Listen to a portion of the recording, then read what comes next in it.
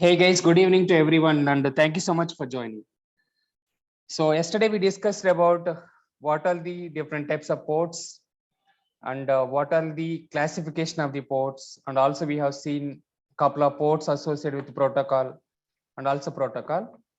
So today agenda, static IP and drawbacks of static IP, and finally a dynamic IP allocation, what the process we will use. Okay, if time permits, we will continue DNS also. So that is the agenda. So I'm repeating once again, today agenda for the meeting. So what is static IP, drawbacks of static IP, and also how we can allocate dynamic IP, and what is DHCP server, and what is DORA process. And finally, as I mentioned, if time permits, we'll continue DNS also. So that is the agenda. So first one is static IP. You know already. So what is IP? It's a numerical label or number assigned to each and every system. So that system may be your laptop or your MacBook or your workstation or desktop. So that is IP address. So static IP, it's a constant IP, it's a fixed IP. Static, nothing but it's a fixed or constant IP. It will not change. It will not change based on the time. So that is called static IP. How to assign the IP address statically? How to assign the IP address statically? First, we can define what is static IP. It is a constant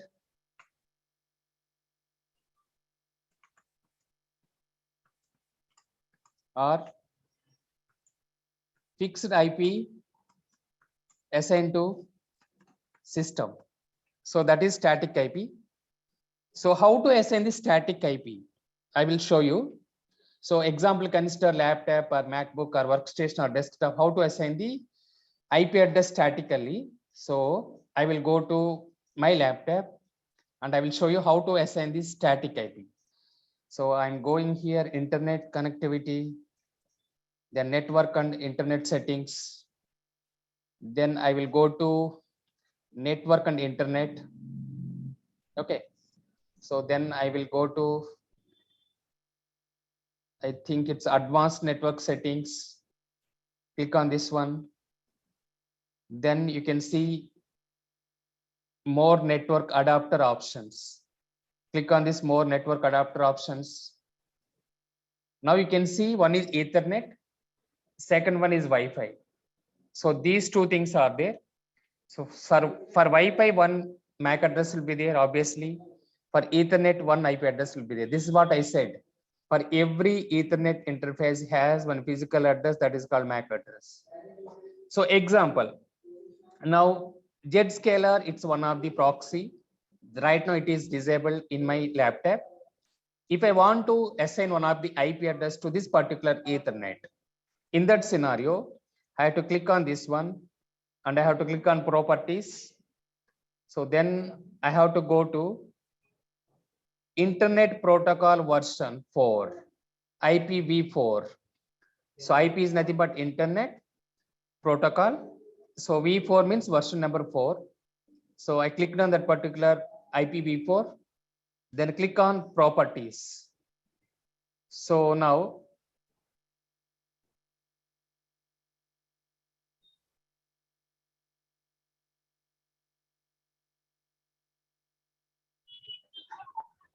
okay, now you can see the use the following IP address. Obtain an IP address automatically means it's a DHCP. So use the following IP address. It is nothing but static. Okay, use the following IP address meaning here. Example here I will put like 10, 10, 10, 1. So this one of the IP address I assign. Okay, so statically fixed IP, it will not change. Always this IP is like this only. Subnet mask automatically it will come class A. Default gateway. So this is default gateway is nothing but router IP address, nothing but next hop IP address. Next hop IP address, that is called default gateway. Okay.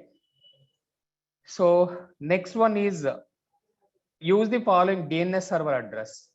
every organization has a primary DNS and secondary DNS. So we have to assign the primary DNS server IP address and secondary DNS server IP address. So this is the way how to assign the IP address statically. So in case if you are selecting this one, obtain an IP address automatically means using DHCP DORA process, my laptop, whenever it is connecting to WAN or LAN connection or Wi-Fi connection, automatically DHCP server will allocate one IP address. So that is nothing but dynamically. Okay. So dynamically, how we look at the IP address? Using DORA process with the help of DHCP server. Okay. So if you want to assign the static IP, then you have to click on the use the following IP address, manual process. It's a completely manual process. Example, if you are going to cyber caves or internet cave, they have only 10 systems will be there. In that scenario, whatever that internet guy, he will allocate IP address manually only. He will not allocate IP address in a DHCP server. Why we have to purchase? Why he has to purchase DHCP server for 10 systems? So that's why he will assign the IP address manually or manually or statically. So this is the way how to assign the IP address manually. Okay. So I'm repeating once again, we have to go to the network and internet. So in the laptop, and after that we have to click on the adapter options. After clicking on the adapter options, advanced network settings and adapter option, then we have to, okay, so already Wi-Fi is connected in my laptop. Okay, so here we have to click on this one and click on go to properties, then go to IPv4 and properties here, then assign the IP address statically or manually. Okay, so that is the way how to assign the IP address manually. So that is the static IP, but it will not change. It is always keeping as it is. Okay, even they were switching off or shut down the laptop. Even though you are switching off or shut down in the laptop, it will not change that IP address. Always it is a same IP address. So that is nothing but static IP. Okay, so coming to now, what are the drawbacks are there in the static IP? So we can see that one now. So here drawbacks. So manual allocation. Manual allocation. Second one is robust and complexity wise, it's very high. Robust and complexity. So managing the database without any errors.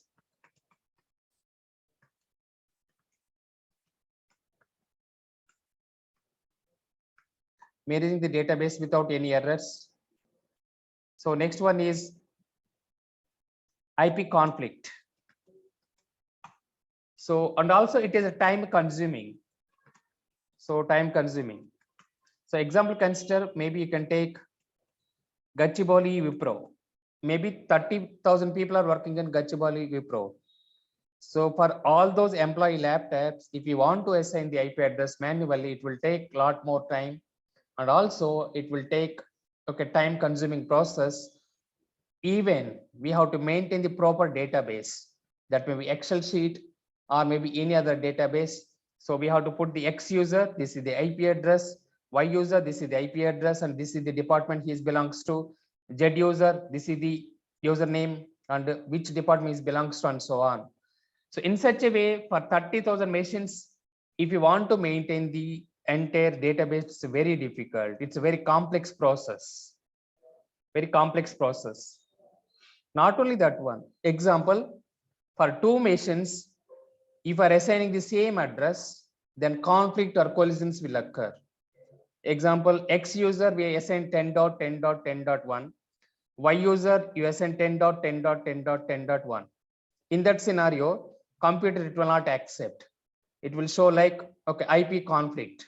That means assigning the same IP address to two machines, collisions or conflict will occur. That collisions or conflict will call IP conflict.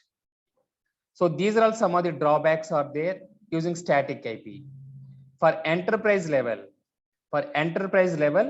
it's very difficult to assign the IP address manual way. So that's why they have to use DHCP server. Up to 100 machines, okay, fine, well and good. We will go and we will assign the IP address statically or manually. What about it's more than 1,000 or more than 2,000 or 3,000? So we have to, it's a completely manual process. It is a very complex process, and we have to maintain the proper database without any errors, without any mistakes, and conflict we have to take care. And also it's a very time consuming process. So those are all the drawbacks are there. So to eliminate the drawbacks, we have to use a dynamic IP. Dynamic IP. For enterprise level, whenever I'm referring enterprise, meaning here, it's a big organizations or multinational companies or CMM 5-level companies. Even small scale enterprises or medium scale enterprises, we have to use the DHCP server. Okay, if 10 machines or 100 machines, up to 100 machines, it's okay. We can go and we can assign the IP address manually. So coming to here, in this server, okay, endpoint level, okay, laptop or MacBook or workstation or desktop, we will assign the IP address manual way. But coming to servers or databases or maybe any security tool, so we have to assign the static IP only. So I'm repeating once again, in case any servers or any databases, any tools, always we have to assign the IP address statically, except endpoints, all other devices we have to assign the static IP only. That may be example, one of the Windows server or one of the Linux server, that may be one of the security tool like a SIM tool, that may firewall, that may be DevOps tool, that may Selenium testing tools, and so on. For those scenarios, we have to assign the IP address statically. The reason behind this one is, so sometimes if IP will change, so reboot or performance related issues will occur. So that's why for only endpoints related to employees, that may be laptop or MacBook or workstation or desktop, these machines we have to assign, okay, we have to assign DHCP, nothing but dynamic IP. For all other machines, we have to assign the static IP. So I'm putting note. So only for end user machines, we have to assign IP address dynamically. For servers or databases or any other tools, we have to assign IP address statically. So that is the difference. Okay. So now drawbacks we identified, static IP drawbacks. If you want to mitigate what are drawbacks we identified in the static IP, then we have to use a dynamic IP allocation. So how we can assign the dynamic IP allocation or automatic IP allocation? So that is using DHCP server. Okay. So to eliminate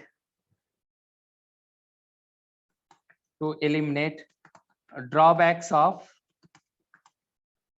static IP, we will use DHCP server. What are drawbacks are there in the static IP? Using DHCP server, we can eliminate or we can mitigate. So that is the note once again. This is note 1. So this one I'll put note 2. Now coming to DHCP server.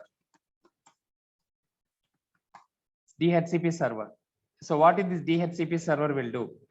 So full form is dynamic host configuration protocol. So that is the full form. So what DHCP server will do, it will allocate IP address dynamically or automatically for specific period of the time. That time we will call it as lease time. Okay, DHCP server will allocate IP address automatically or dynamically using DORA process, using DORA process. Okay. It will use a DORA process. The DORA process is inter question. What is meant by DORA process? Okay. So DORA process for specific time period. Specific time period. That time period we will call it as a lease time. Lease time. Nothing but it's not a permanent IP address. Only for some time it will assign IP address. I will explain that one. So what is meant by lease time? Okay. So that is called DHCP server. And port numbers. Port numbers. So we discussed several times this one. So port numbers 67 and 68. So these are all the port numbers. Even yesterday also we discussed this one, port number 67 and 68. Now coming back to a diagrammatic way, what is meant by DORA process? So DORA process. DORA process. So we will see DORA process. What is meant by DORA process? So before our class, I was drawing this diagram. Okay, before our class, I am drawing this diagram. So what is meant by DORA process? Example, it's a client machine, nothing but this may be your laptop or MacBook or workstation or desktop. Okay, the example, consider it's a laptop, port number 67. And this side, it's a server, DHCP server. Port number is 68. So coming now, whenever user or employee is going to the office and he is connecting to either LAN or Wi-Fi, anything is fine. So normally after going to the office, in your desk, you will connect either LAN connection, that is nothing but RJ45 or Ethernet, that is one of the option. Second option is Wi-Fi. So these are only two options. One is LAN, second one is Wi-Fi connection. So example, consider maybe he connected using LAN. LAN, that is nothing but RJ45. So we already discussed RJ45, nothing but it's Ethernet cable. Ethernet cable. So he went to office at 9 o'clock morning and he connected the Ethernet cable to his interface of the laptop. So that time, what client machine will do, client machine meaning here laptop, that laptop will broadcast the request to whatever devices is connected in the LAN. So this discovery request is another broadcast request.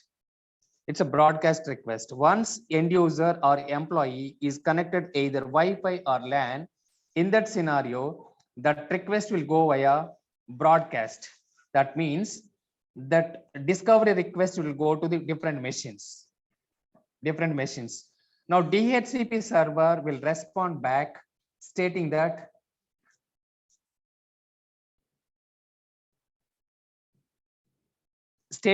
I am the DHCP server. I am the DHCP server and it will offer I am DHCP server. Okay. So now what is DHCP server will respond back to the client. So I am the DHCP server. Now client will give request. I need one of the IP address to my laptop. I need one of the IP address to my laptop. It's a backend process. So finally, DHCP server will acknowledge with IP address of the what empty free slot is available. Empty free slot is available. So in DHCP server, there are different types of IP address ranges will be there. That is nothing but, so one IP address is belongs to 10.10.10.1. Second one is 10.10.10.2. Third one is 10.10.10.3. Fourth one is 10.10.10.4 and so on. So 10.255.255.255. So these many IP address user LAN. User LAN meaning here. So whatever IP address it is designed to the user. So that one we will configure under the DHCP server. Only that specific IP address only it will come to client. Now DHCP server, whenever that request will go to DHCP server, DHCP server will validate what is the empty free slot is available. Empty IP address is available in the DHCP. So that's what it will validate. Finally, what are empty free slot or empty IP address is available, that one it will send it to the client as acknowledgement. So that is the way how this DORA process will work. I'm repeating once again, whenever employee is connecting to either LAN or Wi-Fi connection, in that scenario, client machine will request discovery as a broadcast. Now, DHCP server will offer, I am the DHCP server, what exactly you need. So their client machine will respond back, I need one of the IP address to my machine. Okay, now DHCP server will check and it will validate what the empty IP address is available in DHCP server or empty free slot IP address is available in DHCP server. Finally, it will acknowledge to the client. Sir, single doubt is there, sir. Yes, Sir, only please. class A you have shown the IP address, no, sir. It may be class B, class C, class D, any IP address. What are private IP address ranges? Yeah, 10 series, 172.16 series. Any series, okay. Yeah, that's correct. Yes. Yeah, any Because, series it may select. exactly, that's right. Okay, sir. Thank you, sir. Yeah. So whatever, okay, user LAN we defined. Example, you defined as a 172.16.0.0 to 172.31.255.255. In that scenario, it will respond back 172.13. User LAN meaning here specific IP address we will define. So DHCP server will check user LAN IP address and it will respond back. Whatever user LAN. So there are different types of LANs we will create. One is a database LAN, one is server LAN, one is development LAN, one is user LAN. So different ways we can divide those IP addresses. Example, maybe consider 172.16.0.0 to 172.31.255.255. This entire series you configured as a, so configured as a user LAN.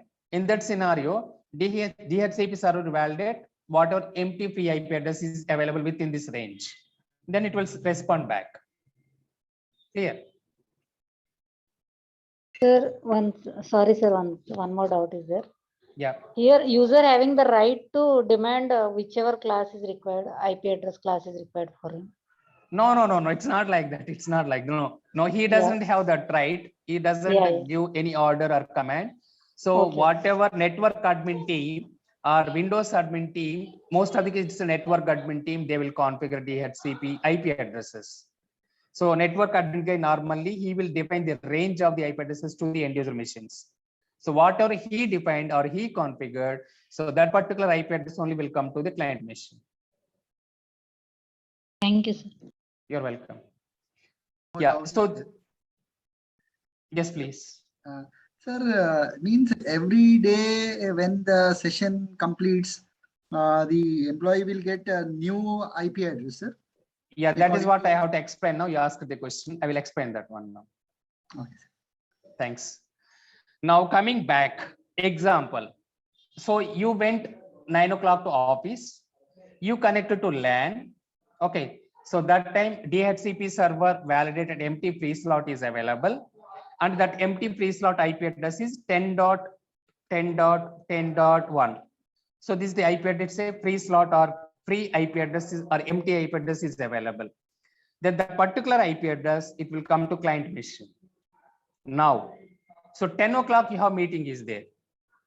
Now 10 o'clock you have meeting is there and you have to go to meeting room. So along with laptop, you will go to the meeting room. So whatever LAN cable is there, that one you will disconnect. Then you will take the laptop and you will go to the meeting room. So in the meeting room, once again, couple of cable connections will be there. That is RJ45 or Ethernet, or maybe Wi-Fi connection also is available. So then you are connecting either LAN cable connection or maybe Wi-Fi in the meeting room. Don't expect it will give same IP address once again. So whatever empty free slot or free IP address is available in 10 o'clock. So that IP address it will validate and it will send and it will assign to the IP address. That time maybe it will be same IP address or maybe it will be different IP address as well.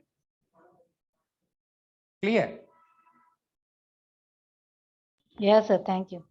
Yeah. Sir, one thing is that if at 9:50 the employee has accessed and he has copied some his files, then he went to some other, then how we can again we can retrace the who is the employee that has been done. Could you please repeat? Sir, at 10 o'clock he has been to his officer's room, sir. At 9:50 he has copied some file, okay, which has got some malware or something or some. Okay. After that, he went there into the officer's room. Then he will be allocating some IP nodes. So what about the previous one? How we can trace? Who will copy the file? I didn't get your question. Who will copy the file? The employer himself is there, sir. Okay, he will be Okay. having some ID. So he will be allocated some IP. Okay. At the time, while doing work, he may be downloading email. With the help of that email, some problem may be getting. Then he will be relocating from. Okay, yeah, yes, it's clear. Okay, in that scenario, Active Directory. So what is meant by Active Directory? It's a directory of the users, or directory of the systems, or directory of the computers. What is meant by mobile directory? Mobile directory is nothing but mobile numbers along with contact name. In this similar way, Active Directory meaning here, so usernames along with IP address. So then we have to see 950, whatever IP address it is matched to the user. We will go and we will see. So what is the username along with IP address? That entire activity we can see in the Active Directory. Okay, sir. Thank you, sir. Clear? Clear, sir. Clear, sir. It's very nice question. Thank you so much for asking.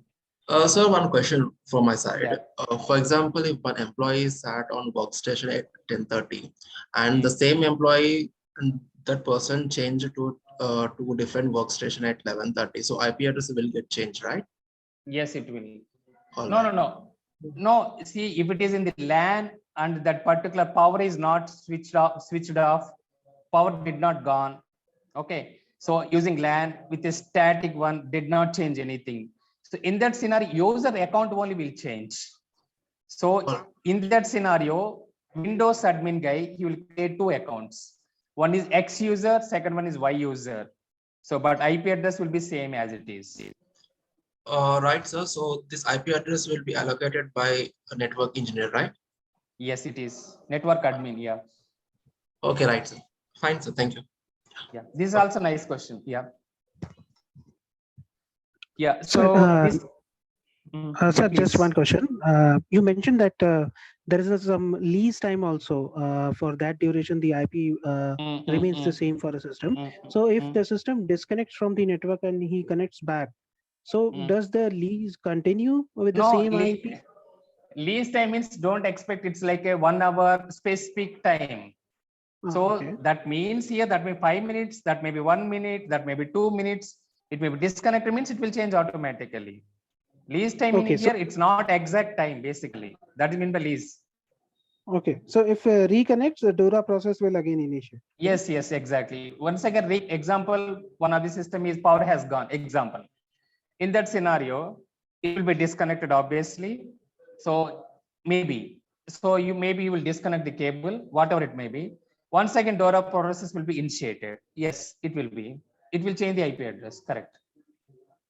Okay, thank you. Yeah.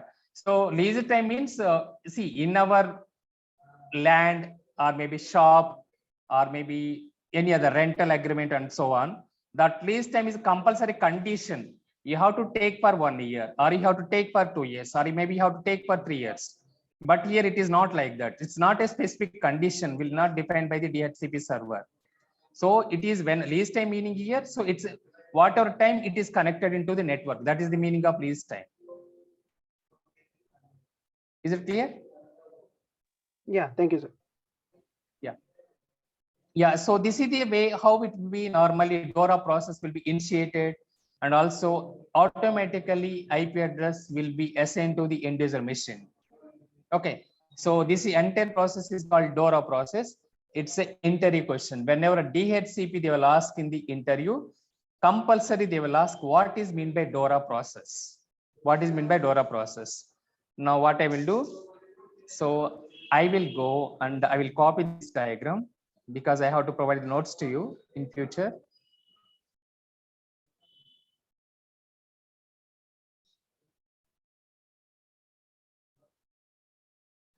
So snipping tool, it's for cutting of the whatever, capturing of whatever screen we need. So that is called snipping tool, you know already.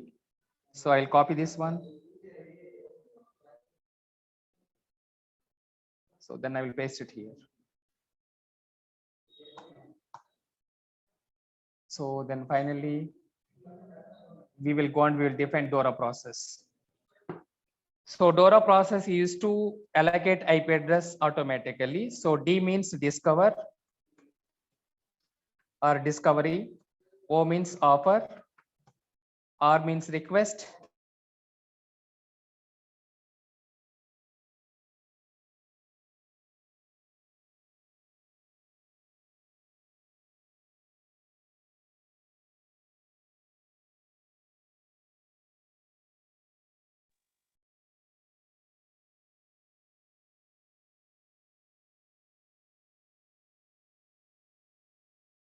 means offer.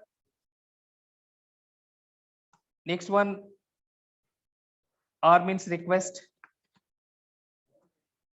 A means acknowledgement. So discovery, offer, request, and acknowledgement. So these are all the process. So whenever in the interview, if they will ask what is meant by DORA process, you can give the each and every abbreviation of D, abbreviation of O, abbreviation of R, abbreviation of A, full form, nothing but. And also, then you can give the elaborate also. So description of what is meant by discovery. So client will connect it to either LAN or Wi-Fi. Once client will connect it to either LAN or Wi-Fi. Discovery broadcast request. Discovery broadcast, it will send to all the machines in the network. So that is discovery. In the offer, so DHCP server will respond back stating that, will respond back or offer, otherwise respond back or offer stating that I am the DHCP server. Now request, client will request IP address to the DHCP server.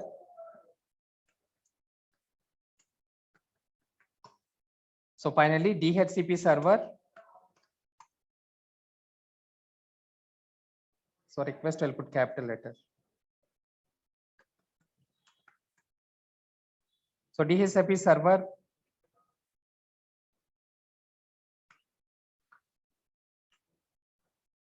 will validate and verify what are empty or free slot of IP address is available in the DHCP server, and it will allocate automatically for a specific time period.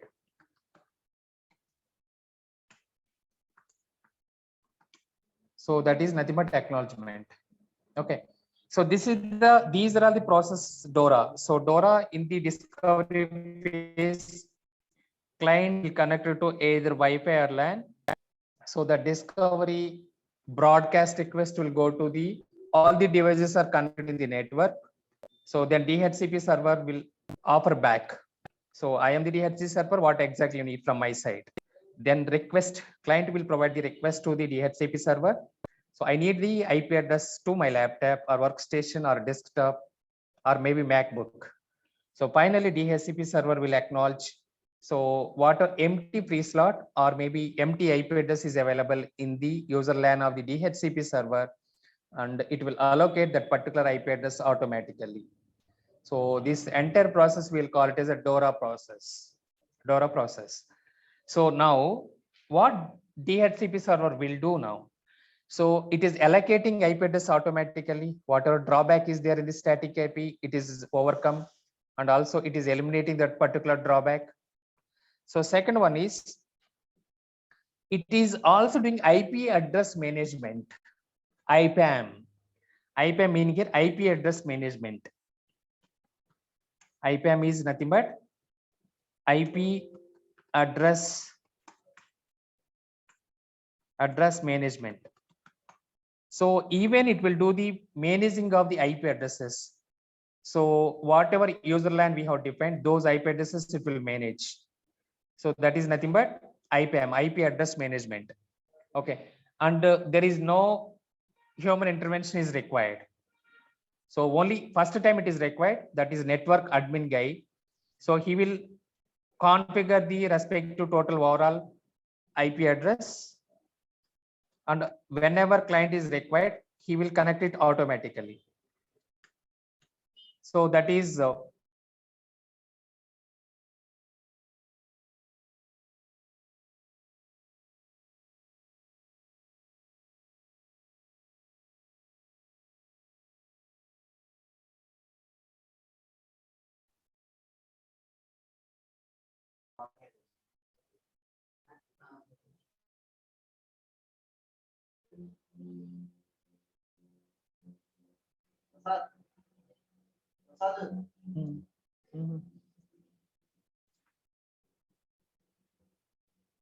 Hey guys, some network issues, guys. Apologies for that. Am I audible?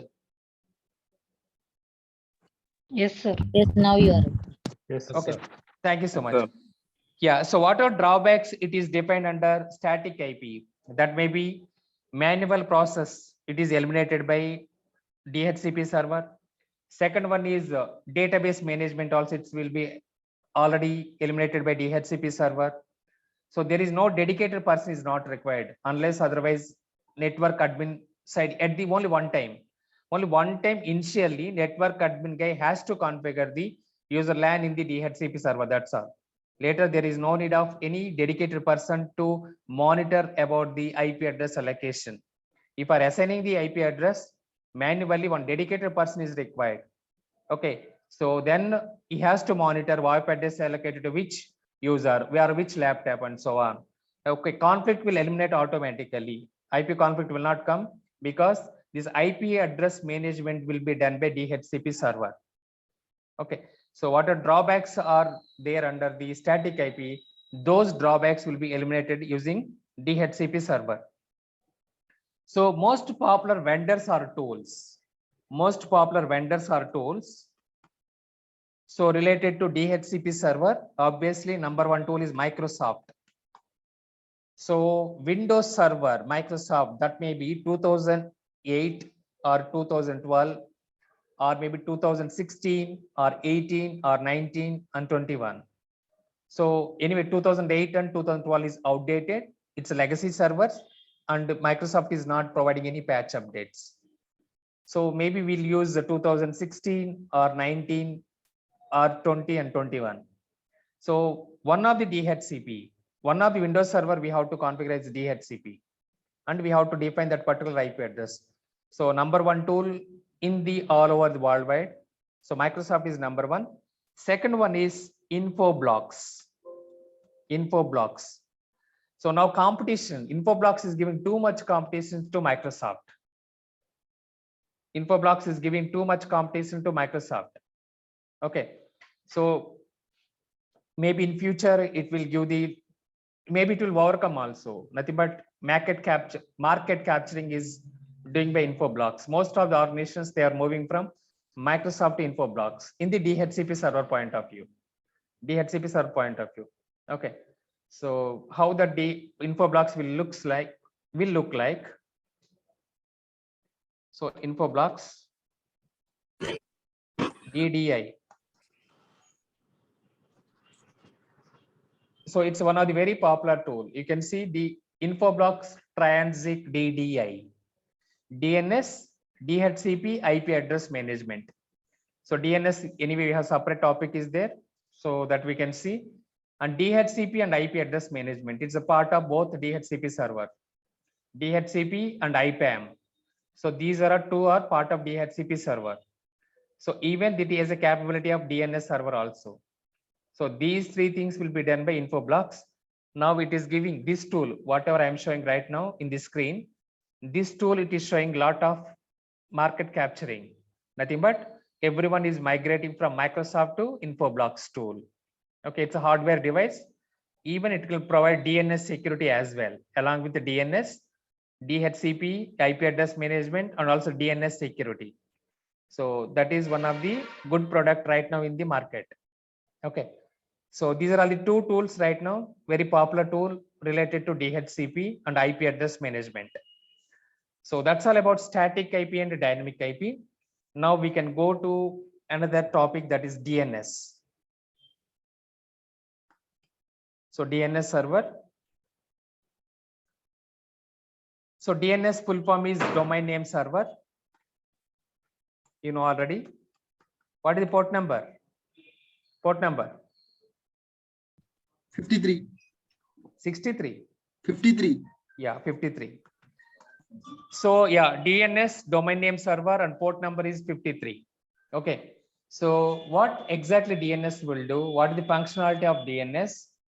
And whenever user is browsing in the web browser level, google.com, and what is the backend process?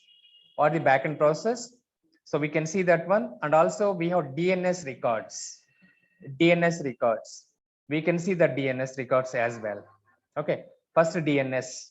So domain name server. So what the definition? So DNS, it will convert domain name into IP address. For every domain backend, we will map IP address. Okay. So it will convert or resolve domain name into IP address. It will convert or resolve domain name into IP address. Also vice versa also possible. That means IP address to domain name as well. IP address to domain name as well. Vice versa I'm keeping. So nothing but IP address to domain name. So that is one definition. We have one more definition is there. So that I will explain the process point of view. So now I will go to draw.io, and here one of the user, nothing but client, and this is DNS server. So this user in his laptop or workstation or MacBook, or maybe in the desktop as well. So in the browser level, he entered example google.com. So in the browser level www.google.com, this is what he entered, otherwise google.com. In that scenario, this DNS server will validate as per business point of view. This google.com domain is blacklisted or whitelisted in my organization level. Whenever any employee, they are trying to access any of the application or domain or website, so DNS server first it will validate, and it will check in the database of the DNS server whether that particular domain name it is existing in the cache or not. Cache or not. Cache is nothing but temporary storage. Cache is nothing but temporary storage. So DNS server will validate in the cache of the DNS server or other cache. Some of the people they will call it cache, CACHE, or some of the people they will call it as a cache. Okay. So DNS server will check cache or maybe cache of the DNS whether this particular domain name is existing or not. Okay. So finally, in case if it is existing in the cache of the DNS server, it will respond back to the user. It will respond back to the user And finally, user is able to access the google.com. Okay, so that is the way how this process will work. So google.com. So here in the DNS level, so we will configure filtering of the DNS. What is the filtering of DNS? Whitelisting of the domains and block listing of the domains. Whitelisting of the domains and block listing of the domains. Block listing means blocking of the domains, and whitelisting means allowing of the domains. Every domain, every organization will not allow. Example, couple of examples like maybe social networking websites. Some of the companies, they will not allow social networking websites. Okay, so another thing is a terrorist sites, they will not allow. So example related to adult content, so some of the organizations, they will not allow. Next one is a drugs related one, they will not allow. Next one is alcohol related, they will not allow. Okay, so next one is gambling, they will not allow. So race, they will not allow. So in such a way, in DNS server, as per business requirement, they will allow some of the domains and they will block some of the domains. That is nothing but block listing and white listing of the domains. Okay, so where we can do this one, either we can do in DNS server, also we can do in the proxy, and also we can do in the firewall. Domain name blocking and allowing we can do in the DNS, and also in the proxy, and also in the firewall. So these are all the three tools it will support: blocking of the domains and also allowing of the domains. So now, actually, so this is the simple process. And also they have one more authenticator server will be there, backend. DNS server has backend, some of the authenticator server will be there. So here, authenticator server. So first thing is, whenever user is providing www.google.com, once he will initiate the web browser, once he will initiate any domain name or any application or any website in the browser of the respective Chrome or maybe Firefox or maybe Internet Explorer. In that scenario, that request will go to our private DNS. So DNS will validate whether this particular DNS, whatever employee is requested, it is available or not. And also it will validate whether it is a block list or whitelisted. So then in case that is not available in the cache of the respective DNS server, the DNS server will send the request to authenticator server backend. So now request will go to www.google.com. Now once again, this authenticator server validate whether this google.com is whitelisted or blocklisted. So example, google.com is a genuine website, it's not a fake website, or it is not a defaced website. Now authenticator server will respond back to the DNS server stating that yes, it is a genuine website and you can take this particular response, whatever you have sent it.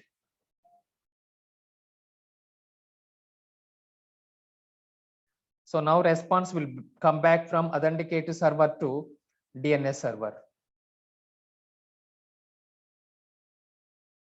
So nothing but here google.com, www.google.com.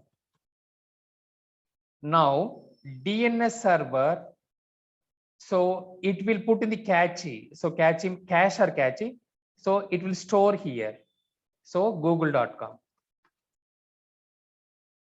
So now it will respond back to user as well, and finally user is able to access that one. Now one more user is requested, so user B. Okay, so above one is user A and user B here. Now same person, another user is requested same website, so www.google.com.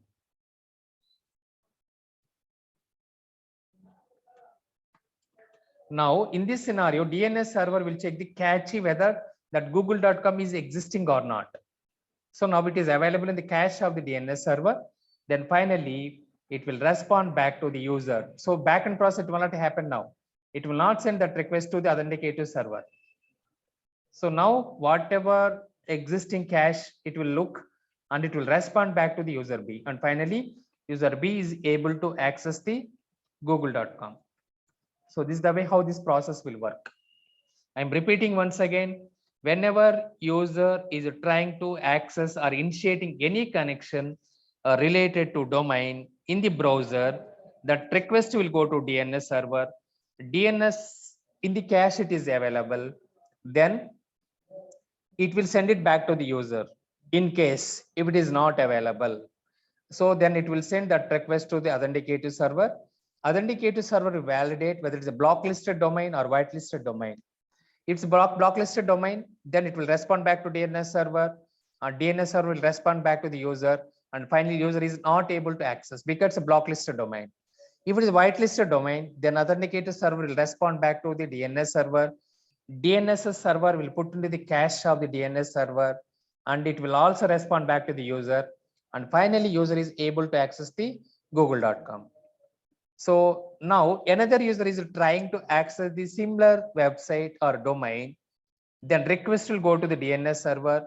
DNS server will validate whether that particular domain is existing in the cache of the DNS server. If it is existing, then it will respond back to the user B. So this is the way how that particular process will work. Every domain backend, they will map to an IP address. So it will resolve that IP address into domain name or domain name into IP address. Okay, so this is the overall process. So what is the reason behind why can't we cannot enter IP address in the browser level? So I have one question now. So why we are entering only google.com or only youtube.com, why you facebook.com or twitter.com or instagram.com? Why can't we enter IP address of the, okay, so respect to Twitter or Google or Facebook or whatever it may be? It's difficult to remember, no, sir.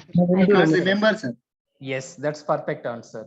It's very difficult to remember. How many IP address we will remember?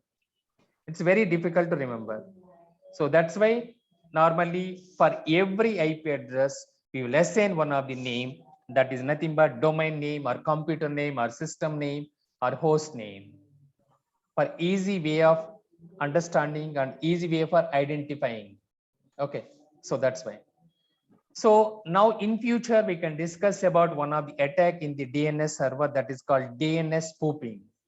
DNS spoofing or DNS cache poisoning attack or DNS amplification attack.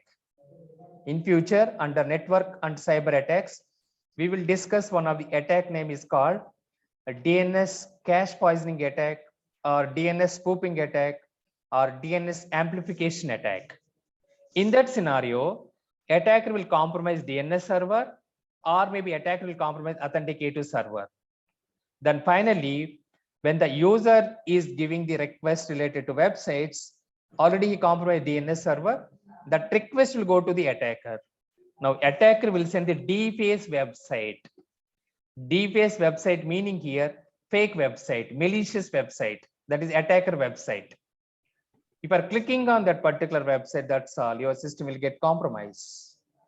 Then finally, you will get the remote control access to your system.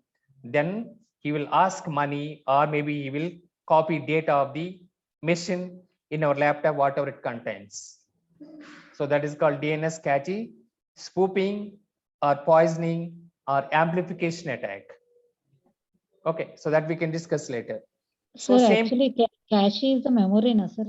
It is related to RAM or ROM, no, sir. Yes, it is related to memory. It will store in the memory of the respect to DNS server. Yes. Okay, it is a part of DNS. Right. Cache memory. No. Even laptop has a cache. Yeah, Even yeah, sir. yes, correct.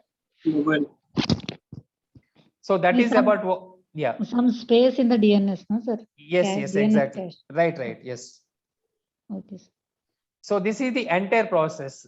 As per my opinion, instead of explaining the small definition like it will convert or it will resolve domain name into IP address, better you can explain this process.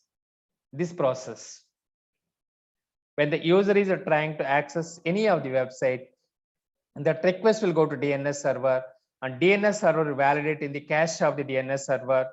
If it is available, then it will respond back to the user. If it's not available, then a request will go to the backend authenticator server, and authenticator server will check whether it's a blocklisted or whitelisted. It's a blocklisted, then it will go to DNS server that responds, and from DNS server it will go back to the user, and the user is not able to access because it's a blocklisted one. If it's a whitelisted one, then response will go to DNS server. DNS server will put on the cache of the DNS server, and also it will send it back to the user, and user is able to access the respective whatever request he tried to access. That is, entire process will call it as a DNS resolution. This is the actual process, backend process. So similar process we discussed somewhere. Similar process we discussed somewhere. When the user is trying to access so and so thing, it will process some of the process. Anybody? Can you guess what is that process? Already we discussed, when the user is browse something in the respect to Firefox or Google or Internet Explorer, it will follow some of the backend process. What is that backend process? OSLS. Yes, that's perfect answer. That OSA layer approach. So now this is all same thing, right? When the user is providing google.com in the browser, what is the backend process? Now, which answer you will provide? You will provide, will you provide so OSA layer model approach, or will you provide DNS resolution approach? OSLS. So 90% of the cases it's a OSA layer, but Yeah. better you can ask back to the interviewer, are you expecting answer in the voice layer approach, or whether it's a part of DNS resolution in future? Once again, we can discuss about SSL TLS mutual authentication. That is also same process. Once the user is putting any of the website in the browser level, so that request will go to the server, and server will send some private key and public and so on. So there are three ways we can define this one. So this answer we can define three ways. So when the user is trying to enter google.com in the browser level, what is the process it will follow? We can explain the voice layer approach also, we can explain. We can explain in the DNS resolution process, we can explain. Even we can explain in the SSL TLS mutual authentication also. So that's why whenever interviewer will ask this type of question, you can ask back to the interviewer, are you expecting answer in the voice layer approach, or DNS resolution approach, or SSL TLS mutual authentication approach? It's not wrong, because maybe he will expect voice layer approach. You are saying DNS resolution. Maybe he's expecting DNS resolution. Maybe you are explaining voice layer approach. In that sense, obviously question will go wrong, answer will go wrong. Okay. So that's why you have to ask back to the interviewer. Otherwise, you can explain three processes. You can explain three processes. Option one is voice layer approach. Option two is DNS layer approach. Option three is SSL TLS mutual authentication approach. That will take approximate 5 to 10 minutes. 5 minutes minimum. Okay. So that's all about overall DNS resolution. For processing of this DNS resolution and what a backend process, so it is happening. So it will follow some of the records, or we have to create some of the records, that how the resolution is happening, or how that conversion is happening for the DNS. For that one, we will use couple of DNS records. That records will call it as a DNS records. Okay. So next one is a DNS records. So DNS records. So what is DNS records? For converting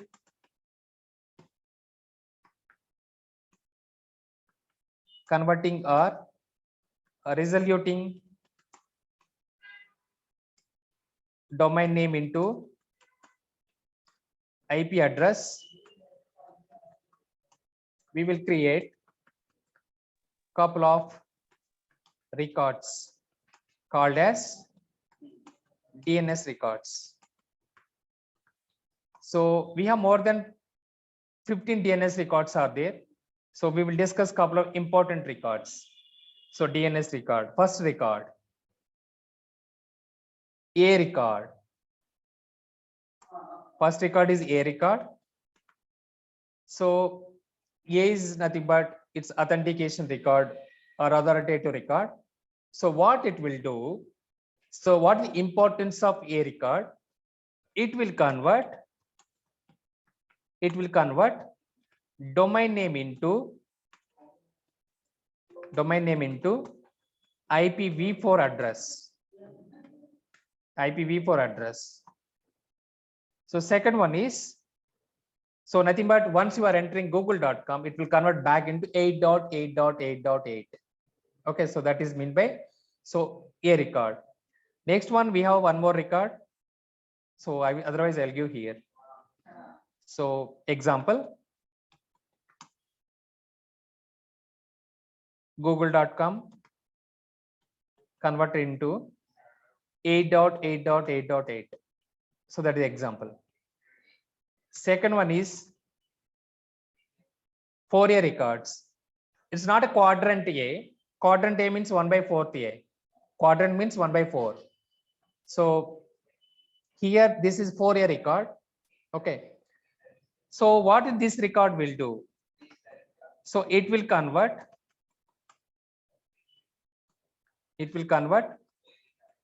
domain name into IPv6 address. IPv6 address, nothing but, so whenever, oops.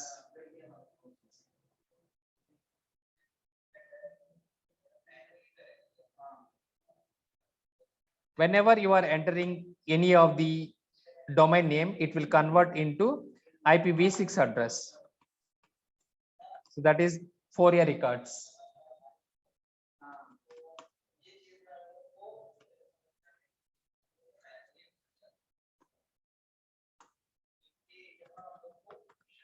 Okay, so that's all about Fourier records. Actually, I have one meeting is there already. 3 minutes are over. Okay, so we will continue. Okay, so tomorrow. So tomorrow, I think maybe 7:30 to 8:30 or 7. I will check and let you know the calendar. Maximum it's 7 to 8:30 in between. I will take the class. Okay, that's fine. Is that fine? Okay, sir. Yes, sir. Yeah. Okay, please go through this one and I will upload before 10 o'clock today. So apologies, actually I'm uploading lately. Apologies for that one. So I will continue before 10 o'clock today video. Okay. Okay, sir. Thank you so much, guys. Have a good night. Thank you, sir. Thank you, sir. Thank you, sir.